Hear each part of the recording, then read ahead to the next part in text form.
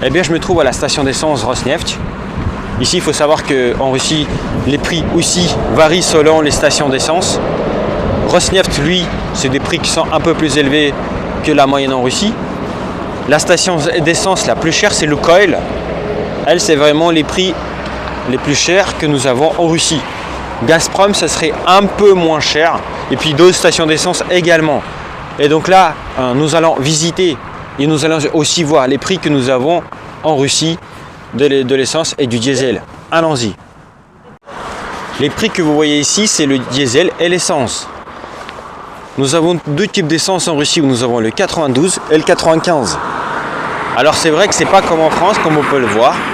Nous avons aussi du 95, c'est du premium. Et nous avons du diesel. Alors si on le fait du haut en bas, donc le 92 il est à 53 roubles 60 centimes.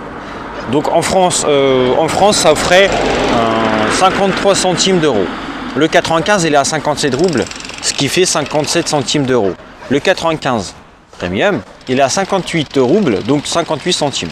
Et bien comme vous pouvez le comprendre, et vous vous en doutez, le diesel il est à 66, donc du coup 66 centimes d'euros.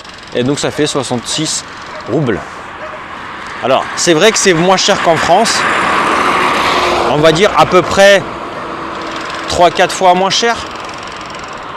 Pour certains peut-être un peu plus, mais en tout cas comme vous pouvez le voir, c'est beaucoup moins cher.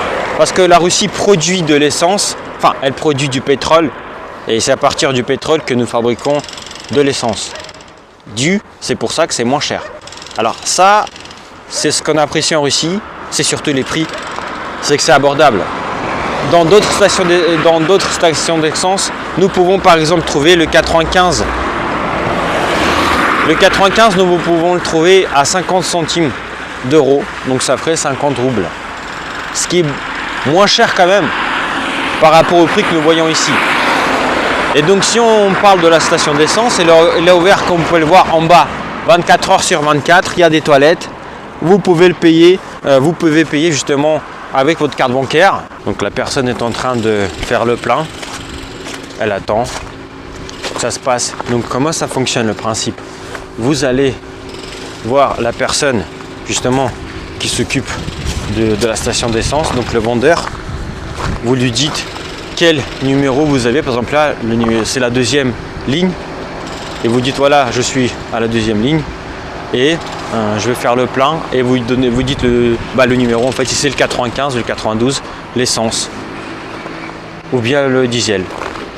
Voilà, vous dites ces informations là, quel fil, quel diesel ou bien l'essence, et le montant, soit par exemple 20 euros pour 20 euros, soit vous faites le plein.